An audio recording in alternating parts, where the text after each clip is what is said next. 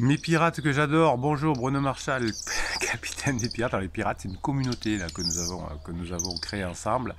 On est des personnes qui bossons sur nous, qui avons pour principal objectif d'améliorer autour de nous de façon positive et bienveillante le monde et surtout de récupérer pour en tout cas la majorité des pirates leur conjoint qui leur a dit je t'aime plus, je veux plus vivre avec toi, après 15 ans tout d'un coup je t'aime plus et puis qui pleurent.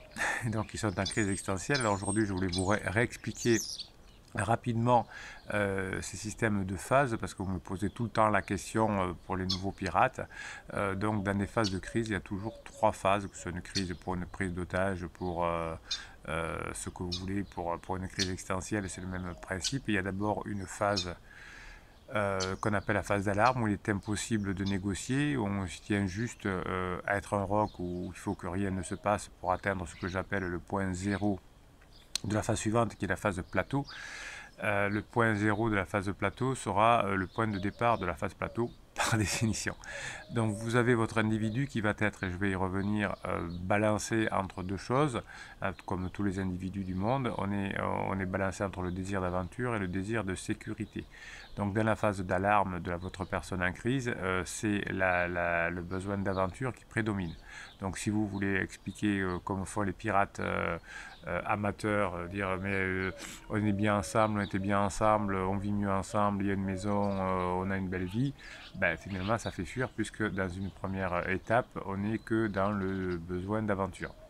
Donc pendant cette période-là, vous allez vous former, parce qu'il y a beaucoup de down, de vous faire coacher, vous faire former. La formation et les coachings, c'est un descriptif de cette vidéo. Et vous allez préparer ce qu'on appelle la reséduction, hein, la reséduction qui fait partie de la formation qui va sortir mercredi prochain. Donc vous allez devenir l'homme ou la femme finalement que vous voulez devenir oui, pour la phase 4 de votre couple qui sera plus tard la phase de grande intimité. Mais là, pendant la crise de votre conjoint, il y a une phase d'alarme hein, alors c'est pas les mêmes c'est pas les mêmes phases. La phase d'alarme, c'est pour la crise. Hein. La phase de grande intimité, c'est dans le couple. Ce sera après la crise. Donc, donc pendant la phase d'alarme, vous pouvez faire tout ce que vous voulez. La personne est en colère, elle ne sait plus où l'année, elle veut partir mais elle ne peut pas, comme la crise d'adolescence. Et donc, comme vous ne savez pas faire au départ, la colère est fléchée contre vous. Et quoi que vous disiez, vous êtes le réceptacle, la projection de la colère de votre conjoint. Donc vous, votre job pendant cette période-là, c'est d'être un rock, vous avez une formation spéciale là-dessus, pour faire en sorte qu'arriver au point zéro, c'est-à-dire qu'à la phase d'alarme est terminée, qu'on commence enfin la phase de plateau, enfin, eh bien, vous allez recommencer une phase de reséduction à ce moment-là. Donc, si vous êtes parti, si vous avez quitté le domicile, si vous avez mis la personne dehors, si vous avez avancé dans la phase de divorce, vous allez partir d'un point zéro qui va être long à rattraper. Hein. Donc, dans la phase 1, dans la phase d'alarme, c'est une phase d'urgence. Quand on est en crise, un sentiment d'urgence, il faut vite que ça se passe, vite il faut prendre des décisions, vite il faut divorcer, vite il faut vendre la maison, vite, vite, vite, vite. Ça sera fini dans la phase 2 à partir du point 0. Donc à vous de tenir parce que vous êtes des sacrés pirates, que vous avez un objectif bienveillant et positif, c'est que vos enfants ne changent pas de maison tous les 15 jours, que à la fin de la crise, vous reveniez ensemble comme la majorité des couples après les crises existentielles, en tout cas les pirates qui savent faire. Donc vous préparez ce point zéro, et ce point zéro, il faut bouger le moins possible, essayer d'avoir le moins de conflits possible, c'est-à-dire chaque fois que la personne est en crise, est en down, on la laisse tranquille. Évidemment, comme vous êtes souvent en dépendance affective pendant la phase d'alarme, vous êtes en manque, vous essayez de coller la personne et ça ne fonctionne pas. Donc pendant cette phase-là, vous allez travailler sur vous et vous allez avoir un contact avec la personne, un contact moelleux, où vous ne parlez pas de choses qui fâchent et vous repoussez à la fin de la phase d'alarme le processus de parler, de divorcer, de vendre la maison, etc. Ça, c'est votre job. Ensuite, à partir du point zéro, vous allez aller sur une phase plateau où le besoin de sécurité et le besoin d'aventure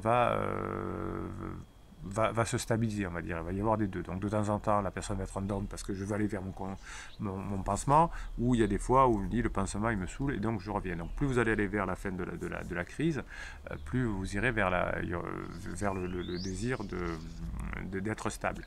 Vous allez faire en sorte et vous allez apprendre pendant toute cette période, pendant que chaque fois que votre conjoint a besoin d'aventure, vous travaillez sur comment créer un besoin, comment créer de l'aventure dans le couple, ce qu'on ne fait pas dans la phase 2, la phase de distantation, hein, ça c'est la phase de fonctionnement du couple, on oublie de faire ça, et donc le désir, au bout d'un moment, le désir d'aventure prend le cap. Donc là, petit à petit, ça va s'équilibrer, et à la fin de la phase de plateau, vous aurez un point d'inflexion, la dérivée seconde de l'équation, qui est souvent liée à un fait de jeu et qui va faire que la personne va rentrer dans la phase d'épuisement. Et dans la phase d'épuisement, on n'a plus besoin d'aventure, on est crevé, on a besoin de sécurité. Et c'est là que la personne revient.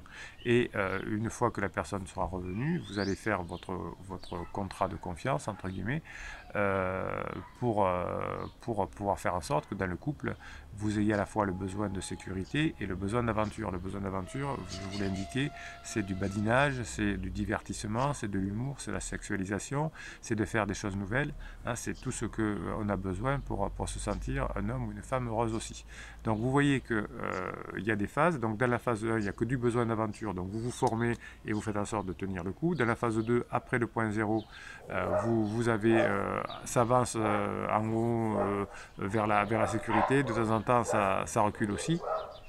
Mais petit à petit, on va aller vers ce besoin de sécurité, et ce besoin de sécurité sera prégnant pendant la phase d'épuisement, où la personne aura besoin de beaucoup de sécurité parce qu'elle n'en pourra plus. Donc c'est le couple que vous allez montrer que le couple est à la fois de l'aventure, mais de la sécurité, et à ce moment-là, vous mettrez de la sécurité. Et pendant la phase plateau, vous vous montrerez aussi qu'on peut avoir de l'aventure dans le couple, effectivement, en plaisantant, en badinant, en ayant de l'humour, en faisant des choses ensemble, des actes, hein, qui montrent que l'aventure c'est des actes, hein, c'est pas que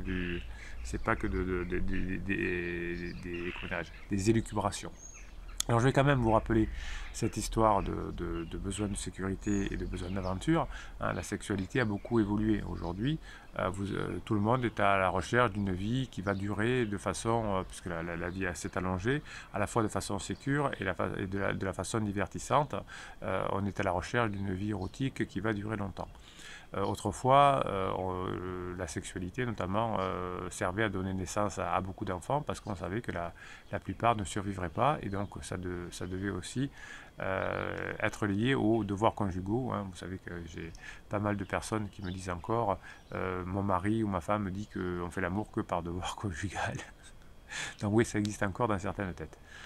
Donc, ce que vous allez, si vous voulez que votre partenaire soit stable, il va falloir que vous viviez ensemble, tous les deux, les deux besoins fondamentaux. Ce besoin de sécurité, hein, c'est une partie de l'être humain qui ressent la nécessité d'avoir une certaine forme de stabilité, de prévisibilité, et votre besoin d'aventure, qui est à contrario finalement, cette partie de tous les êtres humains qui va nous pousser à chercher la nouveauté, le mystère, voire le danger, voire l'inconnu. Hein. Donc c'est pour ça que la phase d'alarme, c'est ça.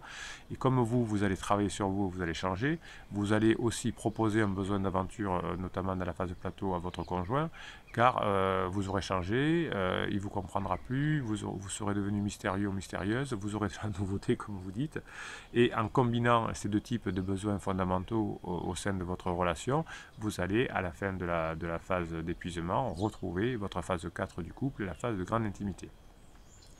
À l'origine, le mariage, c'était pratiquement qu'une institution de sécurité économique qui vous permettait de trouver un partenaire de vie et de vous construire un statut social, un cadre familial. Aujourd'hui, le partenariat, c'est autre chose, le couple, c'est autre chose. Ça doit aussi être un meilleur ami, un amant passionné, une maîtresse passionnée, etc.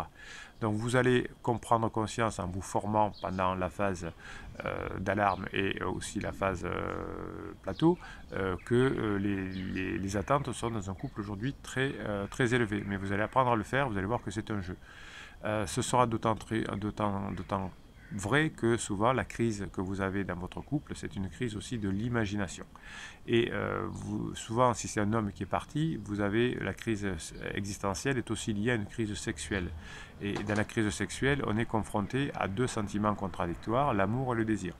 Enfin, en tout cas, le sentiment, l'attachement, on va dire plutôt, et le désir. Le désir, c'est ce qui va vous donner envie de découvrir de nouveaux horizons inexplorés. Et l'attachement, c'est ce qui va vous permettre de connaître toujours la personne mieux que vous aimez, être la plus proche possible. Donc pour provoquer le désir, il va falloir faire vivre l'imagination, l'imaginaire.